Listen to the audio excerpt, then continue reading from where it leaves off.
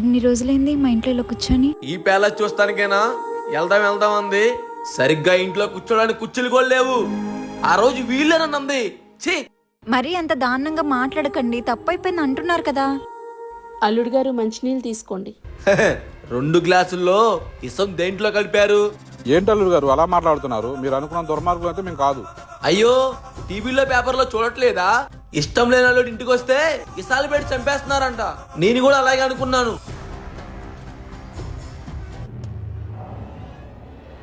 నీళ్ళేంటి ఎలా ఉన్నాయి? ఏ మురుగుంట్లో తెచ్చారు? అయ్యో, మీరు అనుకున్నట్టు అవి మురికి నీళ్ళు కాదు బాబు, మా బావిలో నీళ్లు. బావిలో నీళ్లు?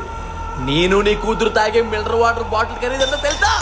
కోపాడకండి బాబు. మా తాతలు మా నాన్నలు మేము ఆ నీళ్లు తాగే ఇంతవరకు మోకాలు నొప్పులని ఏ హాస్పిటల్కి వెళ్ళిందే లేదు. కానీ మా స్నేహితులు పట్టణంలోనే ఉంటారు. 40 ఏళ్ళు రాకముందే మీరు చెప్పారే ఆ ఖరీదైన నీళ్లు తాగే మోకాలు నొప్పులతో బాధపడుతూనే ఉన్నారు.